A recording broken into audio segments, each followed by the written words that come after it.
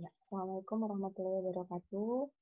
Alhamdulillah kita ketemu lagi di mata kuliah manajemen stres ya. Untuk pertemuan kali ini kita lanjutkan dengan dari materi sebelumnya. Materi sebelumnya adalah tentang manajemen stres action based strategies ya. Kalau yang untuk pertemuan kali ini kita akan mempelajari tentang manajemen stres perception based strategies. Nah, sebelum kita mulai perkuliahan hari ini, mari kita awali dengan berdoa bersama. Semoga apa yang sudah kita pelajari bisa bermanfaat. Berdoa, dipersilakan. Ya, berdoa selesai. Ya, gimana nih kabarnya teman-teman? Ya, semoga selalu dalam kondisi sehat ya. Meskipun kita tidak pernah tatap muka nih ya, tetapi saya yakin teman-teman masih aktif untuk mencari ilmu nih, khususnya tentang mata kuliah manajemen stres ini dan yang akan kita pelajari adalah tentang teknik manajemen stres. Nah, di pertemuan sebelumnya kita sudah bahas tentang manajemen stres, mengelola stres dengan action based strategies, yaitu dengan menggunakan aksi atau tindakan sesuai dengan pandangan dari masing-masing orang yang mengalami stres itu. Nah, untuk kali ini kita akan mempelajari tentang teknik pengelolaan stres yang baik berdasarkan dari persepsi seseorang terhadap stres tersebut. Nah, dari persepsi itu nantinya bisa muncul strategi untuk atau cara untuk mengatasi stres yang dialami. Nah, masuk ke slide selanjutnya. Nah, di sini kita bisa lihat nih macam-macam ya jenis dari perception based strategies.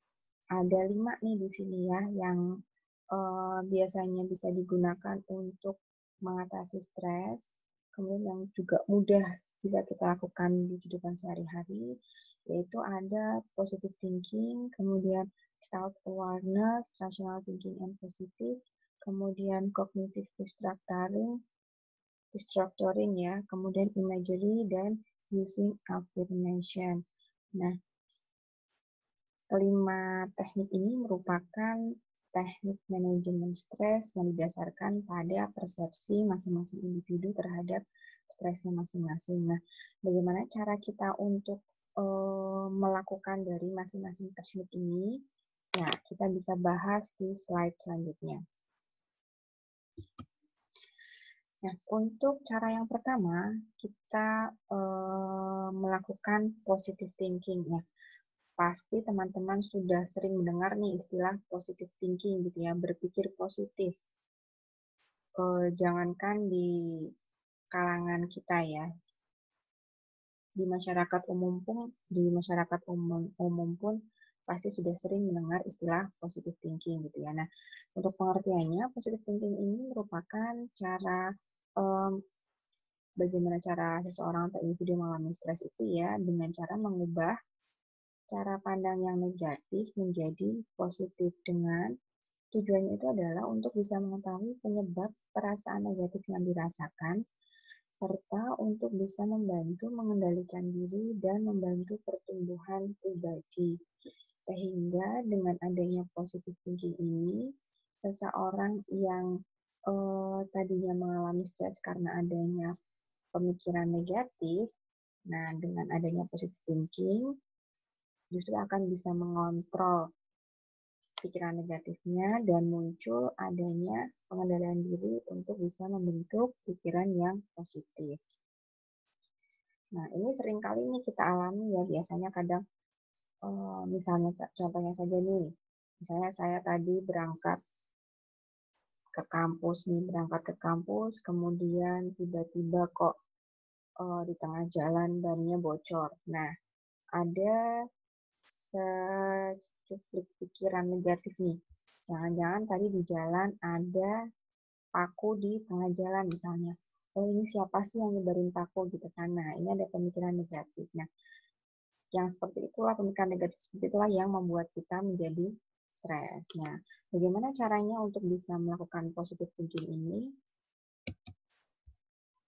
Ya, Caranya nanti kita lakukan beberapa langkah. Nah, ini untuk tujuannya ya. Tujuannya untuk positive thinking ini adalah merubah pikiran negatif menjadi positif, mengetahui penyebab perasaan negatif yang dirasakan, kemudian membantu mengendalikan diri, dan pencegahan serta melakukan pertumbuhan pribadi untuk menjadi pribadi yang lebih baik lagi. Nah, bagaimana cara melakukan positive thinking? Ya, ini kita lihat langkah-langkah dari positive thinking ini. Jadi teman-teman bisa lakukan teknik positive thinking dengan mudah. Tahap persiapannya adalah ruangan yang tenang. Jadi kalau bisa misalnya memang sedang stres dan ingin redakan stres itu dengan positive thinking, cari ruangan yang tenang, ruangan yang sepi gitu ya. Yang memang betul-betul teman-teman itu bisa merasa tenang, meredam kondisi stresnya. Kemudian kursi yang nyaman, boleh mau sofa, mau kursi goyang, atau apapun bentuk kursi yang menurut Anda nyaman. Kemudian alat tulisnya. Pelaksanaan di sini adalah sadari adanya pikiran negatif atau dapat juga mengisi checklist are you a positive or negative thinker. Nah, ini jadi bisa kita langsung tuliskan di tadi ya, karena kita juga membawa catatan kecil dan juga alat tulis, ballpoint ataupun pensil terserah, atau spidol terserah, yang penting bisa buat nulisnya. Nanti munculkan di sana jujur terhadap diri sendiri saat menilai. Jadi teman-teman bisa langsung menuliskan di buku catatan tersebut untuk bisa tahu sebetulnya saya ini seorang yang pemikir negatif atau pemikir positif. Nah, jadi dengan cara bagaimana? Nah, dengan cara ini mengidentifikasi pikiran negatif yang sering muncul. Jadi coba di list dalam sehari ini dari mulai bangun tidur tadi ya, dari mulai bangun tidur. Pikiran apa saja yang muncul dari diri kita. Nah, itu nanti tuliskan di catatan tadi. Nah, setelah dituliskan, nanti teman-teman bisa memilah mana pikiran yang negatif, mana pikiran yang positif. Ya, contoh saja misalnya bangun tidur kesiangan. Nah, kemudian ada pikiran negatif, oh istri saya nggak bangunin, suami saya nggak bangunin. Nah, ini pikiran negatif. Atau jamnya terlambat, gitu kan. Nah, ini pikiran yang negatif. Nah, itu silahkan dituliskan catatan. Apapun itu dari mulai Anda bangun tidur sampai detik ini. Nah, kemudian dikelompokkan mana pikiran negatif dan mana pikiran positif. Kalau pikiran negatif lebih banyak, berarti Anda adalah orang yang negatif thinker. Nah, kalau ternyata pikiran positifnya yang lebih banyak, berarti Anda masih bisa dikatakan sebagai positive thinker. Nah, apabila memang Anda di sini menuliskan tadi identifikasinya ya, ternyata adalah seorang negative thinker gitu ya, berarti harus mengubah sudut pandang terhadap masalah. Jadi, meyakinkan diri Anda bahwa pikiran positif akan membawa tindakan dan hasil yang positif. Nah, pada saat tadi bangun tidur, kemudian apa istilahnya, bangun tidur terlambat, padahal alarm jamnya udah dinyalain tapi tidak benar, kemudian ada pikiran negatif, suami atau istri tidak bangunin, atau anaknya tidak bangunin, atau jamnya terlambat, batu baterainya udah mau habis gitu ya. Nah, ini coba diubah sudut pandangnya terhadap masalahnya itu, anggap bahwa masalah itu adalah masalah yang kecil sepele, tidak perlu dibesar-besarkan. Nah, ketika ada perubahan sudut pandang masalah ini adalah masalah kecil dan tidak perlu dibesar-besarkan, maka Anda pun akan merasa ya sudahlah, karena saya bangun terlambat ya sudahlah gitu. Jadi tidak akan mempermasalahkan ini nggak bangunin, jamnya rusak dan sebagainya.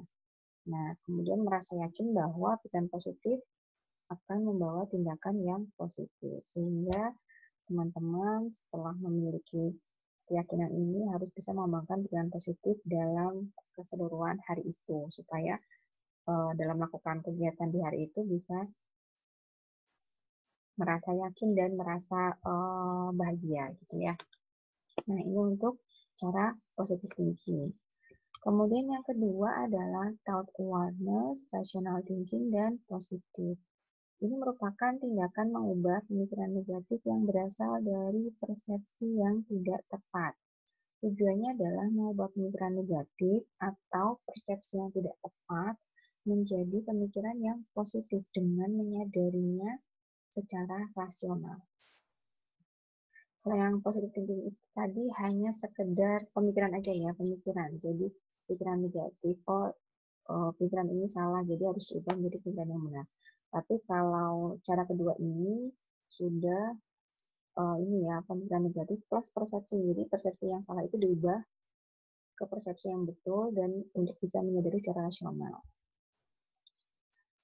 Ya, di sini ada beberapa contoh. Di sini ada contohnya nih ya, saya sampaikan di sini contoh masalah yang mungkin nanti yang kita bisa lakukan dengan cara yang kedua ini.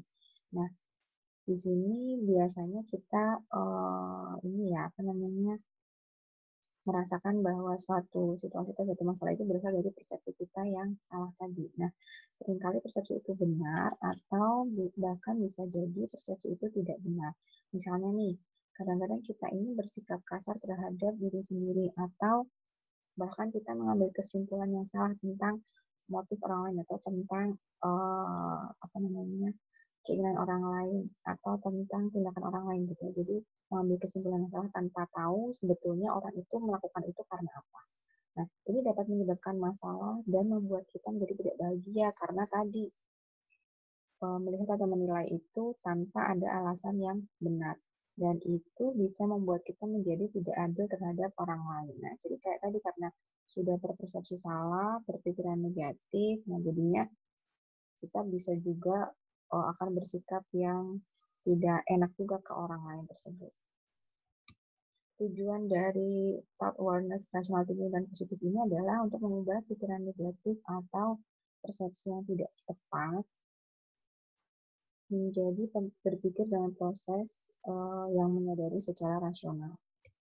Nah, bagaimana cara kita melakukan teknik kedua ini? Yaitu dengan cara ambil sebuah kertas kosong dan buat 3 kolom. Kemudian, pada kolom pertama, tuliskan setiap pemikiran negatif yang Anda miliki, baik itu pemikiran yang telah Anda alami atau pemikiran tentang Anda sekarang atau pemikiran di masa depan. Nah, ini biasanya pemikiran tentang kemampuan, tentang keadaan keluarga, kemudian tentang prestasi, pencapaian, dan lain-lainnya gitu ya. Jadi tuliskan semuanya. Nah, pada kolom kedua nanti dituliskan setiap tantangan rasional dari pemikiran negatif yang sudah Anda tulis di kolom pertama. Dan yang ketiga, pada kolom kedua ini, minta orang lain untuk membantu Anda membuat tantangan rasional agar menghindari subjektivitas dari Anda bila Anda menginginkan. Tapi kalau misalnya Anda hanya menuliskan sendiri, ya tidak apa-apa. Berarti itu memang bentuk kesadaran diri Anda untuk berpikir bahwa kemungkinan akan terjadi hal-hal yang bisa melawan pemikiran negatif saya yang ada di kolom 1 gitu ya. Nah, kemudian pada kolom ketiga, tuliskan afirmasi dari setiap pemikiran negatif dalam bentuk kalimat present tense atau saat ini gitu ya. Kemudian gunakan afirmasi yang telah Anda buat, katakan berulang-ulang atau ketika pemikiran negatif itu mulai muncul. Nah, contohnya tadi ya, karena berpikiran negatif terhadap orang lain. Jadi bisa kita tuliskan di kolom pertama, pemikiran negatif karena melihat orang lain tersebut, misalnya orang itu ternyata lebih sukses, dia sekarang menduduki jabatan yang tinggi di perusahaannya. Nah, karena melihat orang tersebut, kemudian ada pikiran negatif dalam diri sendiri. Oh, saya nggak sepintar dia, saya ini bodoh. Nah, itu pemikiran negatif di kolom pertama tuliskan. Kemudian di kolom kedua, tuliskan tadi ya, tantangan rasional dari pemikiran negatif. Nah,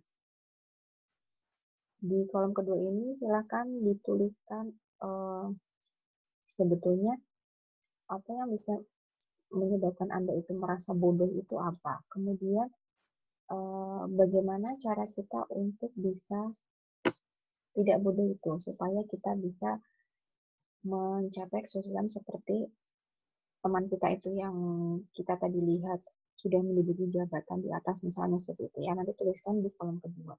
Nah, kemudian pada kolom ketiga tuliskan afirmasinya.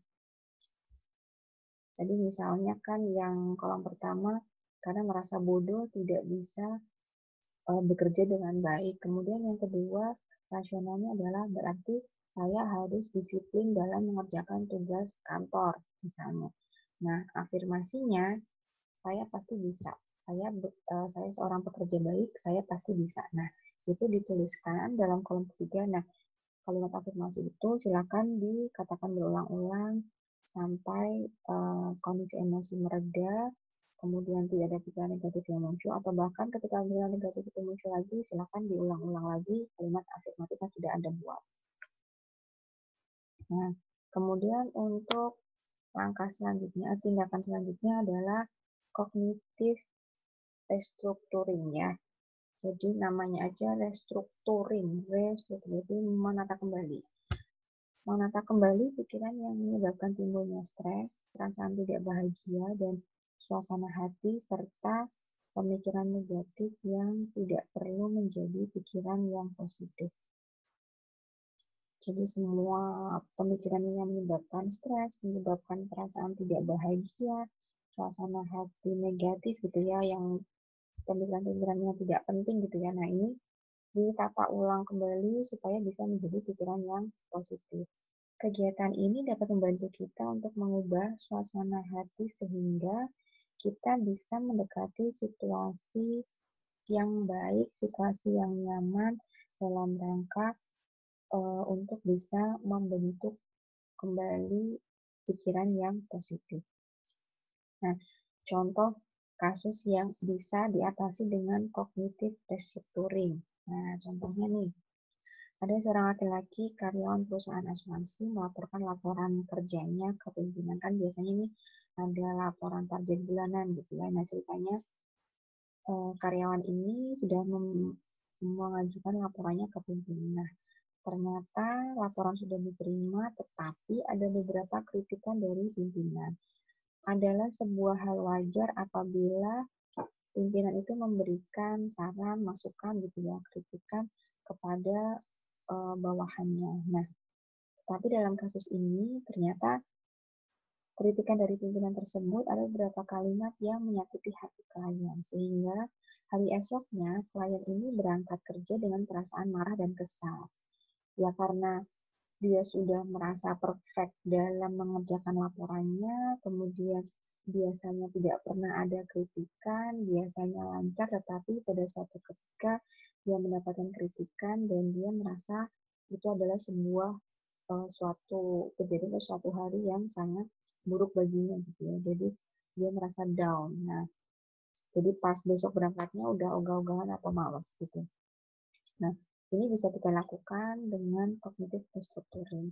Tujuan dari cara ini adalah agar klien terampil dalam mengenali dan mengamati sejauh mana pikiran dan perasaannya saat ini, kemudian mengubah cara berpikir klien yang salah, belajar tentang proses pembuatan keputusan, kemudian selanjutnya adalah agar klien dapat mengevaluasi tingkah laku yang negatif menjadi positif.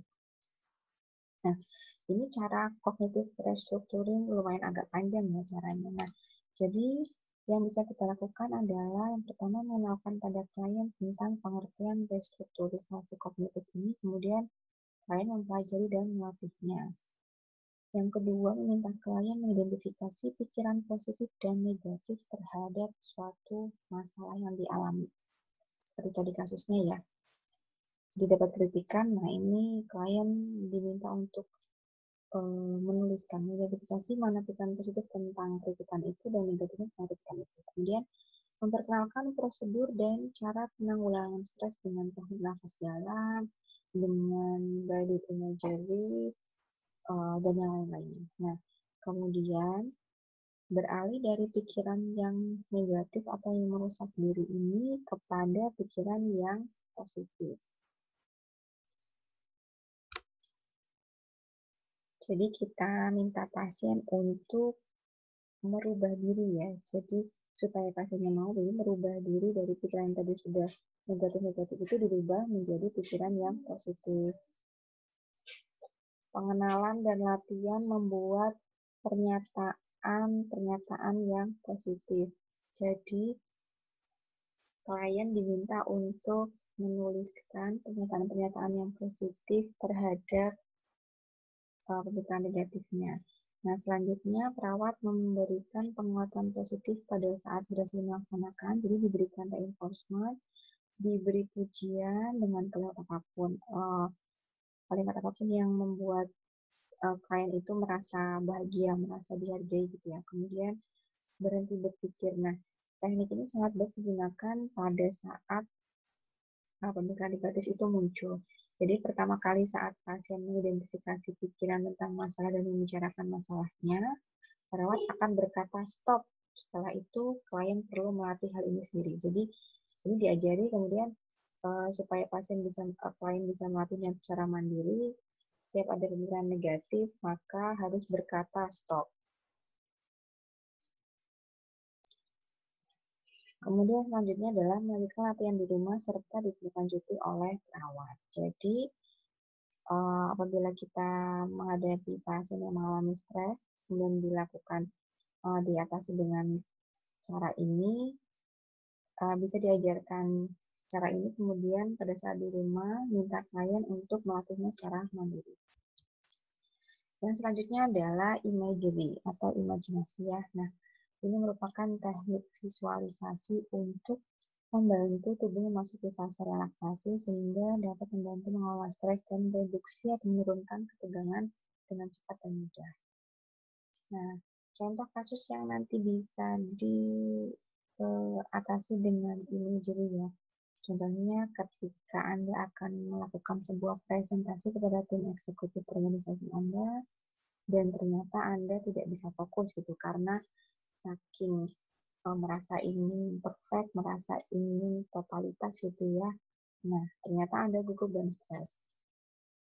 Apalagi ketika Anda mencoba melatih kalimat pembuka untuk memulai presentasi, ternyata kok pikiran Anda benar-benar kosong, tidak berfokus, tidak melink ke bahan presentasi Anda. Nah, semakin sering Anda mencoba mempraktikkan materi Anda, justru yang dirasakan adalah semakin Anda merasa stres. Nah, tujuan dari imagery ini adalah untuk membantu relaksasi, mengurangi stres dan cemas, kemudian menurunkan tekanan darah, menurunkan kadar gula darah, membantu menyembuhkan luka, mengurangi nyeri, menurunkan lama rawat, dan juga bisa meningkatkan coping dan percaya diri dari klien. Bagaimana cara kita melakukan imagery? Langkah-langkahnya adalah cari tempat yang tenang, bebas dari distraksi apapun ya. Jadi ini tempat yang tenang, sunyi, senyap, membuat nyaman. Berbaringlah di lantai atau bersandar di kursi yang menurut Anda itu paling nyaman di mana. Jadi yang betul-betul akan merilekskan diri Anda. Kemudian longgarkan pakaian yang ketat dan lepaskan kacamata. Letakkan tangan di pangkuan atau di pangkuan paha atau di samping badan Anda ya. Ambil nafas dalam. Jika sudah merasa rileks, kemudian tutup mata perlahan. Nah, sambil menutup mata ini, sambil Anda merasakan adanya hembusan nafas, aliran oksigen yang masuk ke dalam tubuh, juga aliran darahnya. Nah, ini sambil membayangkan diri Anda sedang berbaring di pantai yang indah atau di hamparan gunung yang warna hijau, di hamparan ini rumput yang warna hijau atau di pegunungan gitu ya yang sejuk atau dimanapun. Silakan bayangkan di tempat yang nyaman menurut Anda. Nah, ini juga bisa bayangkan di hamparan pasir putih ya.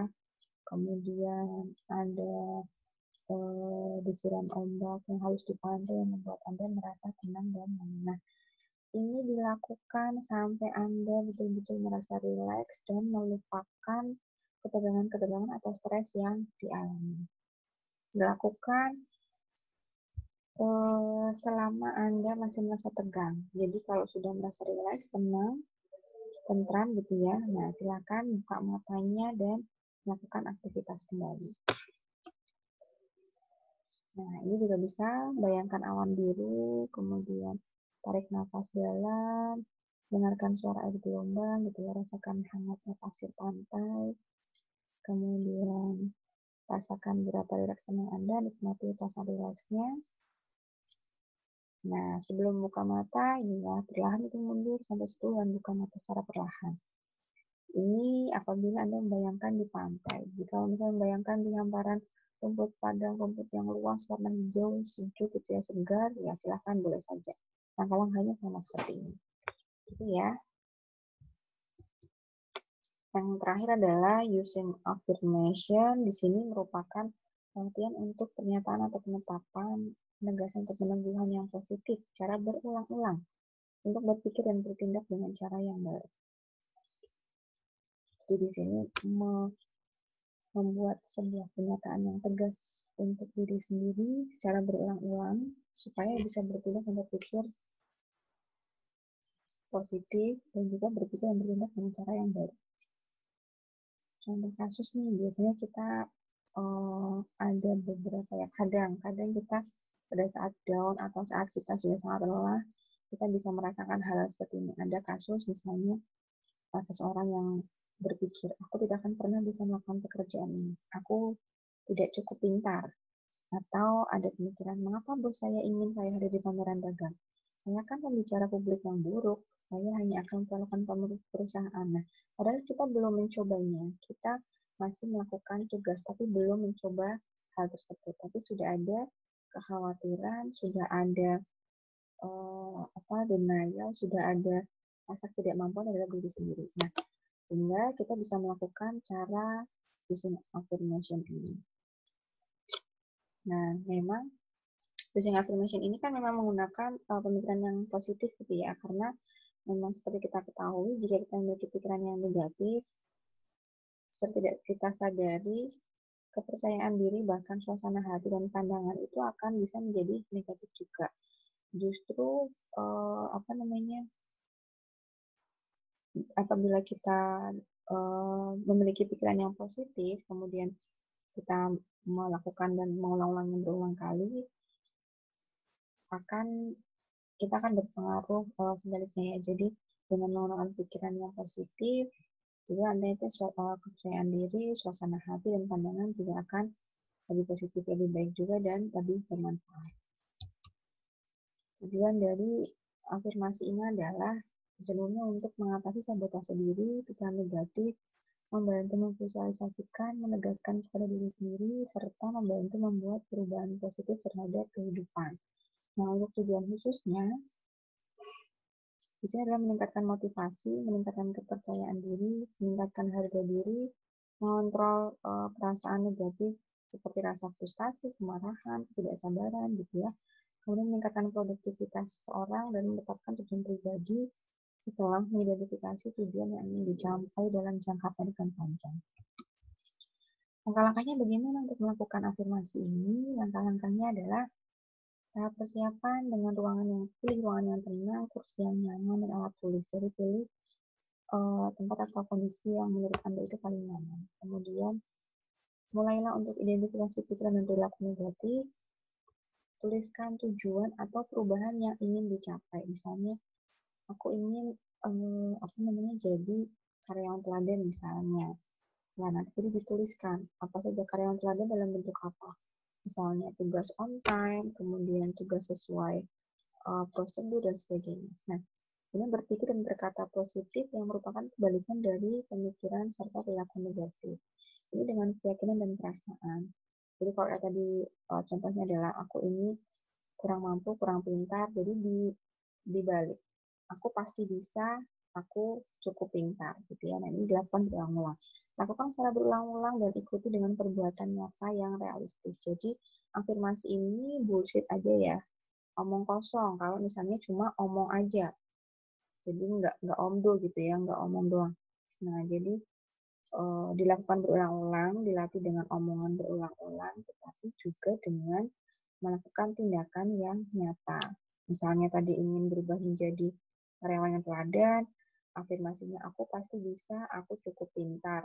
Nah, dengan cara apa? Oh iya, berarti pada saat ada dikasih tugas, ya berarti aku mencoba melakukan tugas itu dengan sebaik-baiknya. Nah, ini tekniknya adalah harus dilakukan secara berulang-ulang.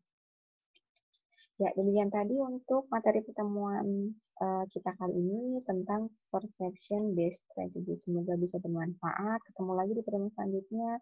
Saya akhiri. Wassalamualaikum warahmatullahi wabarakatuh.